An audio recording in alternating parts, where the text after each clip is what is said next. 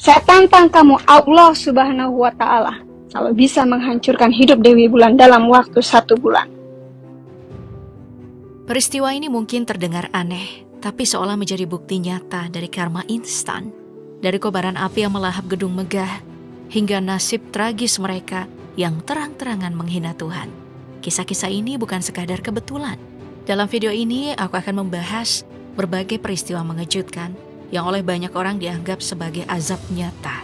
Balasan langsung bagi mereka yang berani menentang Tuhan.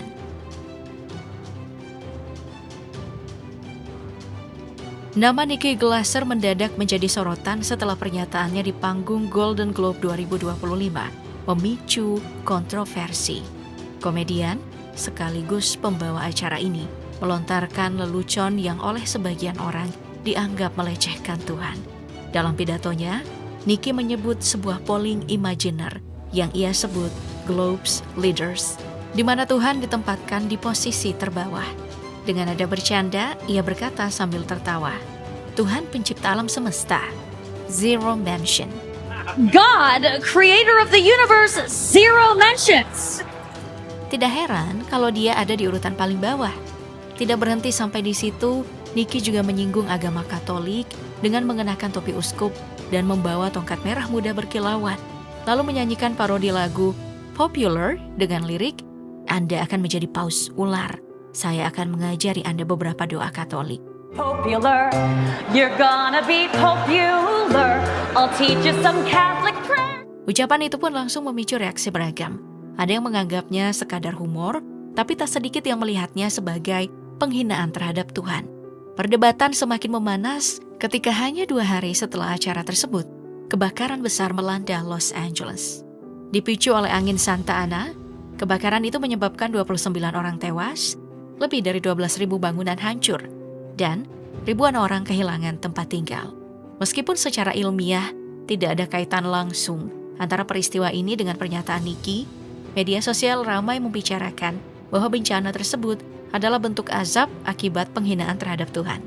Salah satu cuitan yang viral di X berasal dari Ansun Swan yang menuliskan, 5 Januari di Golden Globes 2025, Hollywood menghina Tuhan. Lalu 2 hari setelahnya, terjadilah bencana kebakaran. Ini bukan kebetulan. Cuitan ini dengan cepat mendapat jutaan suka dan dibagikan secara luas, memicu spekulasi besar. Apakah ini murni musibah alam? Atau ada pesan ilahi di baliknya? Popular, you're gonna be popular. I'll teach you some Catholic prayers. Selanjutnya, ada sosok Dewi Bulan yang sejak tahun 2023 sudah menjadi sorotan karena aksi-aksinya yang kontroversial. Perempuan yang dikenal sebagai selebgram ini secara terang-terangan menantang Allah Subhanahu wa Ta'ala untuk menghancurkan hidupnya. Saya tantang Allah lagi tahun ini ya, apakah bisa dalam 1 bulan menghancurkan hidup Dewi Bulan? Ucapnya dalam sebuah video yang viral. Saya tantang Allah lagi tahun ini. Saya tantang kamu Allah Subhanahu wa Ta'ala kalau bisa menghancurkan hidup Dewi Bulan dalam waktu 1 bulan. Tak berhenti di situ, ia juga menghina Nabi Muhammad SAW dengan menyebut para pengikutnya sebagai orang bodoh. Bahkan dalam video lain, Dewi Bulan dengan nada sinis memberikan tips makan babi dengan cara halal. Aksi-aksinya ini langsung memicu kemarahan netizen yang beramai-ramai mendoakan agar ia mendapat balasan setimpal. Tak lama setelah videonya viral, sebuah unggahan di TikTok memperlihatkan seorang perempuan terbaring lemah di rumah sakit dengan narasi akibat menantang Allah. Banyak yang menduga wanita itu adalah Dewi Bulan dan langsung mengaitkan kondisinya dengan pernyataan kontroversialnya. Namun, investigasi dari kanal YouTube Gerakan Peace membantah klaim tersebut. Video itu juga diduga hoax karena ditemukan beberapa kejanggalan, seperti mata uang merah yang terlihat dalam rekaman, jelas bukan dari Amerika, tempat Dewi Bulan tinggal. Terlepas dari kontroversi yang terjadi, menyebarkan hoax tentu bukan solusi. Yang terpenting, kita bisa mengambil pelajaran berharga dari kejadian ini. Menantang Tuhan atau melecehkan agama tidak membawa manfaat apapun. Apakah karma akan datang? Waktu yang akan menjawabnya. Pertama-tama, Anda harus membaca Bismillahirrahmanirrahim dulu, lalu diteruskan dengan Al-Fatihah. Berikutnya ada Uni Rifa yang menjadi sorotan setelah salah satu kontennya di TikTok menyinggung agama Kristen. Dalam videonya ia pernah menyamakan konsep Trinitas dengan alat kelamin laki-laki, dengan mengatakan Trinitas dalam Kristen sama seperti alat kelamin laki-laki, ada 2 biji dan 1 batang. Pernyataan ini pun langsung memicu kemarahan besar dan menuai reaksi keras dari umat Kristen. Merasa tersinggung, seorang warga bernama Dosma Rohasi Jabat melaporkan Uniriva ke Polda Sumatera Utara atas dugaan penistaan agama. Laporan tersebut resmi tercatat pada 21 Oktober 2024. Dosma menegaskan bahwa keyakinan dan kerukunan umat beragama harus dihormati, sehingga tindakan seperti ini perlu diproses sesuai hukum yang berlaku. Tak berhenti di situ, Uniriva juga melontarkan pernyataan lain yang lebih menohok. Kali ini, ia menghina Yesus Kristus secara langsung. Dalam siaran langsungnya, ia berkata dengan nada mengejek, Yesus itu gak punya istri, tangannya bolong, gak bisa disembuhkan sampai sekarang. Kok bisa kalian menyembah Tuhan yang cacat? Setelah serangkaian pernyataan kontroversialnya, Uniriva tiba-tiba mengumumkan bahwa ia berhenti dari debat lintas agama di YouTube. Keputusan ini langsung menimbulkan spekulasi. Beberapa pihak menduga hal ini berkaitan dengan masalah pribadi yang menimpanya. Dari konflik keluarga hingga tekanan batin yang semakin berat. Banyak yang menganggap kejadian ini sebagai karma atas ucapannya yang menghina Tuhan. Apakah ini hanya kebetulan atau benar-benar balasan atas tindakannya? Yang jelas, menghina keyakinan orang lain hanya akan membawa dampak buruk, baik dalam kehidupan sosial maupun di mata hukum. Selanjutnya, ada Terry Jones, seorang pendeta asal Florida yang dikenal karena aksi provokatifnya yang menuai kecaman global. Pada tanggal 11 September 2010, ia bersama 2 pengikutnya Bob Alt dan Danny Allen merencanakan aksi pembakaran Al-Quran sebagai bentuk protes terhadap Islam.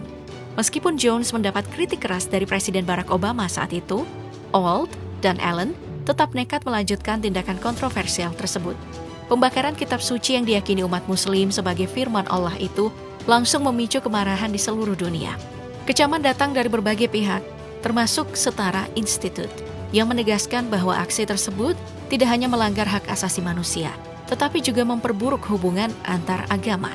Tak lama setelah insiden itu, beredar berbagai laporan tentang karma yang menimpa para pelaku. Bob Alt, yang menjadi pimpinan dalam pembakaran tersebut, dikabarkan mengalami serangkaian kemalangan. Beberapa sumber menyebutkan bahwa bisnisnya bangkrut dan kesehatannya memburuk. Sementara itu, Danny Allen disebut-sebut mengalami tekanan mental yang cukup parah. Kisah ini menjadi pengingat bahwa menghina kepercayaan orang lain bisa membawa konsekuensi yang tak terduga. Seperti pepatah bilang, apa yang kau tabur, itulah yang akan kau tuai. Setuju nggak? Dan yang terbaru ada Salwan Momika, pria asal Irak yang dikenal luas karena aksi pembakaran Al-Quran di Swedia pada tahun 2023 lalu. Ia tewas ditembak di Södertälje pada 29 Januari 2025 saat ia sedang melakukan siaran langsung di TikTok.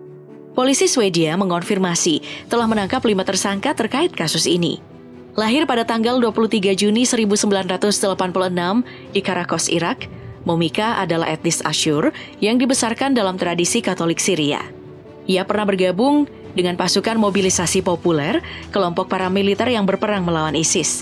Pada tahun 2018, ia datang ke Swedia sebagai pencari suaka dan mendapat izin tinggal sementara selama 3 tahun. Namun, setelah serangkaian aksi provokatifnya, Badan Migrasi Swedia mempertimbangkan deportasinya. Nama Momika mulai dikenal dunia setelah ia berulang kali membakar Al-Quran dalam demonstrasi anti-Islam. Dalam salah satu aksinya di depan Masjid Stockholm, ia berteriak, "Ini negara saya. Saya akan melindungi Swedia dari buku ini." Aksi Momika pun memicu kemarahan global dan ketegangan diplomatik antara Swedia dan negara-negara Muslim. Ia juga menghadapi berbagai ancaman, bahkan sempat meminta perlindungan polisi. Namun ironisnya menjelang putusan pengadilan atas kasusnya, ia ditembak mati di balkon apartemennya. Dunia internasional kini menyoroti kasus ini. Sebagian menilai kematiannya adalah konsekuensi dari tindakan provokatifnya sendiri. Sementara yang lain menganggapnya sebagai serangan terhadap kebebasan berbicara. Apapun perspektifnya, kisah Momika menjadi pengingat bahwa tindakan menista kepercayaan orang lain bisa berujung pada konsekuensi yang tak terduga.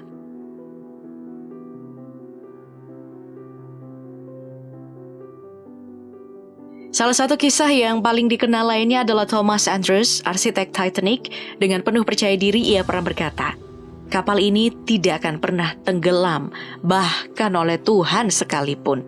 Namun, pernyataannya itu menjadi ironi besar ketika Titanic menabrak gunung es dalam pelayaran perdananya. Kesombongan serupa juga pernah ditunjukkan oleh Bon Scott, vokalis band legendaris AC/DC dalam lagu Highway to Hell. Ia dengan lantang menyanyikan lirik yang menantang, "Jangan hentikan aku sedang asik berjalan ke neraka."